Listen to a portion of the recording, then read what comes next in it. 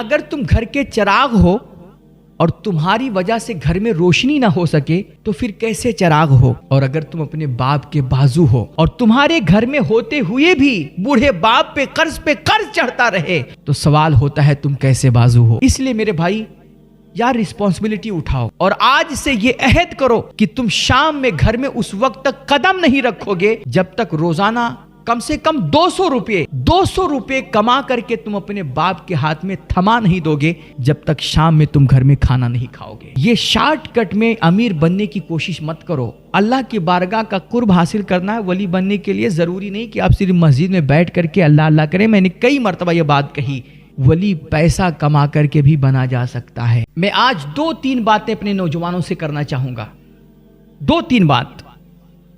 میرے بھائی، دوسری قومیں ہمارا آئینہ ہوتی ہیں۔ میں نے آپ کو پہلے بتایا تھا کہ یہودیوں کے لڑکے 21-22 سال کی عمر میں، اور خود ہمارے ملک میں دیکھ لیجئے، ہمارے ملک میں ایک کمیونٹی رہتی ہے جین کمیونٹی۔ جینیوں کے 21-22 سال کے بچے ہوتے ہیں، وہ گھر میں پیسے لانا شروع کر دیتے ہیں، اور وہ پیسے چوری کر کے نہیں لاتے ہیں، ورنہ میں ان کی مثال نہیں دیتا۔ وہ ڈاکہ ڈال کے نہیں لاتے ہیں، ورنہ میں ان کی مثال نہیں دیتا۔ اور وہ آن لائن گیمز کھیل کر کے بھی پیسے نہیں لاتے ہیں، ورنہ ان کی مثال میں آپ کو نہیں دیتا۔ یہ جو آج ہمارے بچوں کو طرح طرح کے جو آن لائن گیمز ہیں، مائی سرکل ہے، 911 ہے، لوڈو ہے، یا پب جی وغیرہ ہے، یہ سب گیمز کھیلنے کی انہیں جو لت لگی ہے نا، اس سے ان کی زندگیاں تباہ ہو گئی ہیں۔ کتنے ایسے رپورٹس ہیں، کتنے ایسے واقعات ہیں کہ انہی گیمز کے چکر میں ہمارے نوجوانوں نے 18-19 سال کے کڑیل جوان بچے، انہوں نے خودکشیاں کر لی، سوسائیڈ کر لیا۔ ابھی کل مجھے بہار سے ایک صاحب نے، میں نام نہیں بتاؤں گا، انہوں نے کہیں میرا کوئی بیان سنا یوٹیوب پر، اور یوٹیوب سے انہوں نے ہمارا نمبر لیا اور انہوں نے مجھے واٹس ایپ میسج کیا، اور انہوں نے ڈائریکٹ یہی بات کہی کہ مولانا میں خودکشی کرنا چاہ رہا ہوں، اور آج رات تک میں یہ دنیا چھوڑ دینا چاہ رہا ہوں۔ میں نے جب ان کا میسج پڑھا مجھے چکما سا لگا، میں نے فوراً ان سے رابطہ کیا، اور پہلے تو میں نے ان کی ڈیٹیل معلوم کی کہ کہاں کے رہنے والے ہو، نام کیا ہے، گھر میں کون کون ہے، اور کیا کام کرتے ہو۔ انہوں نے سب کچھ بتایا کہ میں پورنیہ سے ہوں، نام بھی بتایا، اور بتایا کہ میرے گھر میں ماں باپ ہیں، بھائی بہن ہیں، میں تیسرے نمبر پر اپنے باپ کی اولاد ہوں، اور میری شادی بھی ہو گئی، ایک چھوٹا سا بچہ بھی ہے، اور میں کھیتی باڑی کرتا ہوں۔ تو میں نے ان سے پوچھا کہ بھائی پھر تم یہ خودکشی کا کیوں سوچ رہے ہو؟ تمہارے ذہن میں معاذ اللہ یہ خیال کیوں آیا؟ تو انہوں نے بتایا کہ حضرت دراصل معاملہ یہ ہے کہ ابھی اسی سال میں 8-9 مہینے کے اندر میں تقریباً 90,000 روپیہ آن لائن گیم کھیل کر کے ہار چکا ہوں، اور پھر میں نے گھر میں چوری بھی کی، اور وہ سارے پیسے میں اسی آن لائن گیم میں لگا کر کے سب کچھ ہار گیا۔ تو اب اگر میرے ماں باپ کو، میرے گھر والوں کو اس کے بارے میں خبر لگی تو پھر میں ان کو جواب کیا دوں گا؟ اس لیے میں اپنے آپ کو اس دنیا سے آزاد کرنا چاہتا ہوں، میں خودکشی کرنا چاہ رہا ہوں۔ تو میں نے ان کو حوصلہ دیا، میں نے اپنے طور پر سمجھایا ان کو کہ بھائی اگر تم نے یہ سب کچھ گنوا دیا ہے تو اس کے چکر میں یار تم اب اپنی آخرت بھی گنوانا چاہ رہے ہو، اور کیا تمہیں اپنے بچے سے پیار نہیں؟ کیا اس بچے کا خیال کرو یار۔ بہرحال میں نے ان کو سمجھایا، اور پھر میں نے کہا کہ تم یار اگر اس سے مطلب اس کو اتنی بری چیز ہے یہ، تو اس کو چھوڑ کیوں نہیں دیتے ہو؟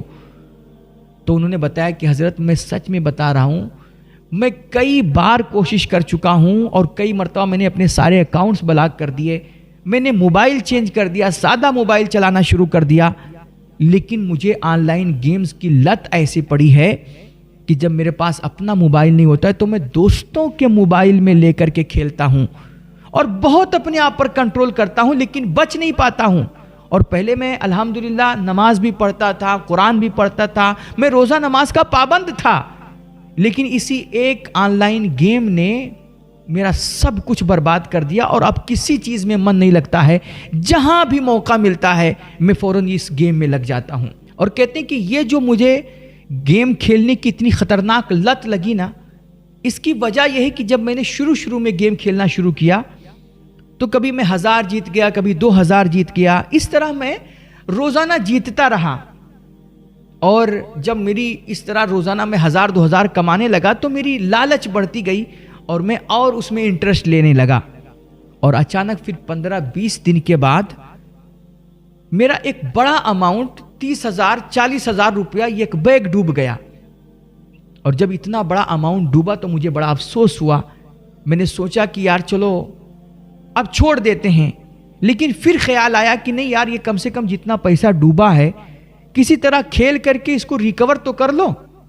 تو میں نے پھر سے پیسے لگا اور پھر سے کھیلنا شروع کیا، تو پھر مجھے 1000-2000 پھر میں جیتنے لگا اور اس طرح پیسے آنے لگے، تو مجھے خوشی ہوئی کہ لگتا ہے اب میں ریکور کر لوں گا سارا۔ پھر میں کئی دن تک کھیلتا رہا اور اچانک 15-20 دن کے بعد پھر میرا ایک بڑا اماؤنٹ ڈوب گیا۔ اسی چکر میں کہ اب ڈوبا ہے اس کو ریکور کروں، ڈوبا ریکور کروں، اسی چکر میں تقریباً 90,000 روپیہ گما چکا ہوں اور میرا سارا اکاؤنٹ اب خالی ہو چکا ہے۔ پھر میں نے گھر میں سے بھی پیسے چرائے، وہ بھی اسی میں ڈوب گیا۔ اور ایک نوجوان نے کہا کہ میں نے تو اپنے دوستوں سے، اپنے بھائیوں سے اور اپنے رشتہ داروں سے میں نے کیا کیا، کبھی بیوی بیمار ہے، کبھی بچہ بیمار ہے، ابو بیمار ہے، اس طرح کر کر کے میں نے دوسروں سے بھی پیسے ادھار لینا شروع کر دیے، اور وہ سارے پیسے اسی آن لائن گیم میں چلے گئے، اور آج میرے پاس 1 فوٹی کوڑی بھی نہیں ہے، میں اپنے بچوں کو منہ دکھانے کے بھی قابل نہیں ہوں۔ اور اسی چکر میں بہت سارے نوجوان خودکشی کر بیٹھے، انہوں نے اپنی جان گنوا دی۔ تو یہ اتنی خطرناک، اور مجھے افسوس اس بات پہ ہوتا ہے کہ اس طرح کے جو خطرناک گیمز ہیں، یہ جو جوا ہے، آج ہمارے ملک میں اس کی ترغیب ہمارے بچوں کو وہ سکھا رہے ہیں جو ملک کے بڑے بڑے ہیروز مانے جاتے ہیں، سیلیبریٹی کہے جاتے ہیں، اور جو ہمارے نوجوانوں کے بدقسمتی سے رول ماڈل بنے ہوئے ہیں۔ آپ سوچیں کہ یہ سیلیبریٹیز جو یار اپنے گھروں میں دودھ میں چینی تک ڈال کر کے نہیں پیتے، کیونکہ ان کو لگتا ہے کہ چینی میں کیمیکل بہت زیادہ ہوتا ہے، اس کی وجہ سے کڈنی خراب ہو جاتی ہے، بیماریاں پیدا ہوتی ہے، کینسر پیدا ہو جاتا ہے۔ اس لیے جو لوگ اپنے گھروں میں شکر تک استعمال نہیں کرتے ہیں، وہ آج ہمارے بچوں سے کہہ رہے ہیں کہ ویمل کھاؤ، اس کے دانے دانے میں ہے کیسر کا دم۔ وہ ہمارے بچوں کو ان کاموں میں لگا رہے ہیں۔ یار ان سیلیبریٹیز کو قطعاً کوئی پرواہ نہیں ہے کہ ملک کا جوان تباہ ہو رہا ہے، اس کی زندگی برباد ہو رہی ہے، اس کی لائف ختم ہو رہی ہے۔ بس ان کو پرچار کرنا ان تمام چیزوں کا، اس کے چکر میں موٹے موٹے پیسے کمانے ہیں۔ تو میرے بھائیوں، ان تمام چیزوں کے پرچار میں ان لوگوں کو تو کروڑوں کروڑ مل گئے پرچار کر کے، لیکن اگر ایسی خطرناک چیزوں کی آپ کو لت لگ گئی نا، تو آپ کا گھر تک تباہ ہو جائے گا، بیوی بچوں کا کوئی حال پوچھنے والا نہیں ہوگا۔ کتنے نوجوان اپنے گھر میں چوری کر رہے ہیں یار۔ تو میرے بھائی، اور اگر کہہ رہا ہوں 1 منٹ کے لیے، اگر ان تمام چیزوں سے آپ کو پیسے مل بھی گئے تو چونکہ یہ ہے جوا، اور جوا ہمارے دین میں، اسلام میں بالکل حرام ہے، سخت حرام ہے، اور یہ حرام کی کمائی کے پیسے اگر آپ کو 1,00,000 2,00,000 میں کہہ رہا ہوں مل بھی گئے نا، تو یاد رکھو میرے بھائی، حرام کی کمائیوں کے کوئی ہاتھ پیر نہیں ہوتے ہیں۔ یہ ادھر سے آتا ہے نا اور ادھر چلا جاتا ہے۔ بالکل آپ لاکھوں لاکھ کماؤ گے تو لاکھوں لاکھ آپ کا ڈاکٹر کے پاس چلا جائے گا، غائب ہو جائے گا، گھر جل جائے گا، کچھ نہ کچھ ہو جائے گا، اس کا آپ فائدہ نہیں لے پاؤ گے۔ اور اگر آپ نے وقتی طور پر خرچ کر کے استعمال بھی کر لیا نا، تو اس سے آپ کی نسلیں تباہ ہو جائیں گی۔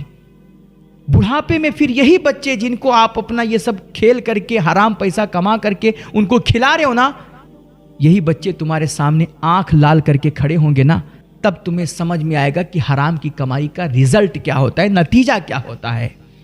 اس لیے خبردار، آپ محنت کرو یار، زمین پہ اتر کر کے، خون پسینہ بہا کر کے، فاوڑے چلا کر کے پیسے کماؤ۔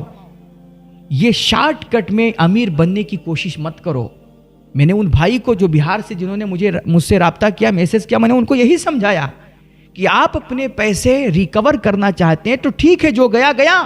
اگر آپ اپنے پیسے ریکور کرنا چاہتے ہیں تو اب گیم چھوڑ دیجئے اور زمین پہ اتر کر کے محنتیں کیجئے۔ کھیتی باڑی کرتے ہو، اب کھیتی باڑی میں کرو، محنتیں کرو، اور زیادہ سے زیادہ غلہ پیدا کر کے اس سے آپ کمائیاں کرو۔ تو میں عرض کر رہا تھا کہ دوسری قوموں کے جو بچے ہوتے ہیں نا، وہ 21-22 سال کی عمر میں اپنے گھر میں پیسے لانا شروع کر دیتے ہیں۔ 21-22 साल की उम्र में उनकी ग्रेजुएशन मुकम्मल हो जाती है और पोस्ट ग्रेजुएट के साथ वो अपना काम, पैकेज, वर्क, कंट्रोल सब कुछ शुरू कर देता है। क्यों? क्योंकि अगर तुम घर के चिराग हो और तुम्हारी वजह से घर में रोशनी ना हो सके तो फिर कैसे चिराग हो? और अगर तुम अपने आप को नौजवान कहते हो, खुद को जवान मानते हो और तुम कौम का सहारा ना बन सको, किसी को फायदा ना पहुंचा सको, तो फिर कैसे जवान हो?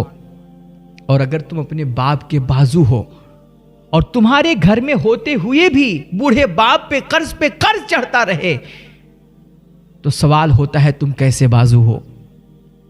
इसलिए मेरे भाई यार, रिस्पॉन्सिबिलिटी उठाओ, जिम्मेदारी उठाओ और आज से ये अहद करो कि तुम शाम में घर में उस वक्त तक कदम नहीं रखोगे जब तक रोजाना कम से कम 200 रुपए कमा करके तुम अपने बाप के हाथ में थमा नहीं दोगे, जब तक शाम में तुम घर में खाना नहीं खाओगे। ये अहद करो। और आज मेरे भाई, अगर तुमने 200 रुपए रोजाना कमाना सीख लिया तो इंशाअल्लाह कल की जिंदगी में रोजाना 2000 कमाना तुम्हारे लिए मुश्किल नहीं होगा। इसलिए रोजाना कम से कम 200 रुपया कमाओ और इस 200 रुपए के लिए तुम्हें कुछ भी करना पड़े, कोई भी काम, छोटे से छोटा काम हो, फावड़ा तक चलाना पड़े ना, चलाओ, शौक से चलाओ। बस हराम का तरीका मत इख्तियार करना, चीटिंग बाजी मत करना, कोई गलत शॉर्टकट रास्ता इख्तियार मत करना। बाकी इस 200 रुपए की कमाई के लिए तुम्हें कितना भी पसीना बहाना पड़े और कितनी भी मेहनतें करनी पड़े, लेकिन ये जिम्मेदारी लो कि तुम्हें रोजाना कम से कम 200 रुपए कमा करके अपने घर लेकर के जाना है। वो किसी ने कहा था ना कि घर की रिस्पॉन्सिबिलिटी मत बनो जवानों, यार तुम घर के रिस्पॉन्सिबल बनो। ये उनके सहारे जिंदगी गुजारना, बाप कमा रहा है तो हमें कमाने की क्या जरूरत, भाई कमा ही रहे हैं, खर्चा पूरा ही हो रहा है। नहीं यार, तुम्हें खुद जिम्मेदार बनना है। ये गफलत, काहिली, सुस्ती और उनके सहारे पलना, उम्मीदें लगाना लोगों से छोड़ दो, अपने कदम पे खड़े हो। वो कहते हैं ना कि एक नौजवान था, नौजवान एक दिन जंगल गया, जंगल में उसने एक लोमड़ी देखी। लोमड़ी हाथ पैर से माजूर थी, वो चल फिर नहीं सकती थी। तो नौजवान उस माजूर लोमड़ी को देख करके सोचने लगा कि यार ये लोमड़ी चल फिर नहीं सकती है, ये दौड़ भाग नहीं सकती है, तो ये जिंदा कैसे है? क्योंकि जब तक दौड़े भागेगी नहीं, उसका खाने को कुछ नहीं मिलेगा, और खाने को नहीं मिलेगा तो मर जाएगी ना। लेकिन ये चल फिर नहीं सकती, माजूर है, लेकिन फिर भी जिंदा, कैसे जिंदा है? नौजवान अभी वहां पर खड़े होकर के कहते हैं, अभी सोच ही रहा था, इतने में क्या देखा कि एक शेर एक शिकार लेकर के आया और वो शिकार ला करके उस लोमड़ी के पास में बैठ करके खाने लगा थोड़ी दूर पे। और शेर की कहते हैं ये आदत होती है कि जब तक शिकार ताज़ा होता है तभी तक वो उसको खाता है। जैसे शिकार ठंडा होता है, उसका खून ठंडा होता है, वो छोड़ करके चला जाता है। तो शेर लोमड़ी के पास बैठ करके शिकार खा रहा था, जब तक खून ताज़ा रहा, गर्म रहा, उसको पिया, उसका थोड़ा बहुत हिस्सा खाया, उसके बाद वो छोड़ करके चला गया। अब ये जो लोमड़ी थी वो धीरे धीरे खिसक करके उस बचे हुए छोड़े हुए शिकार के पास आई और इसने उसको खाना शुरू कर दिया। नौजवान ने जब ये मंजर देखा ना तो उसने कहा, यार यकीनन हमारा अल्लाह बड़ा रज़्ज़ाक़ है, और उसने अपनी मखलूक के हिस्से का जो रिस्क मुतय्यन कर रखा है वो अपने मखलूक के हिस्से का रिस्क उस तक पहुंचा के ही रहता है। वो किसी भी सूरत में पहुंचाए, किसी के भी जरिए से पहुंचाए। देखो इस लोमड़ी के हिस्से का रिस्क था, अल्लाह ने एक शेर के जरिए से इस तक पहुंचा दिया। नौजवान ने जब ये मंजर देखा तो घर आकर के कहते हैं वो बिस्तर पे पड़ गया और उसने कहा कि अब हमें कुछ नहीं करना है, क्योंकि हमारा अल्लाह बड़ा रज़्ज़ाक़ है, वो हमारे हिस्से का रिस्क हमें हर हाल में देगा।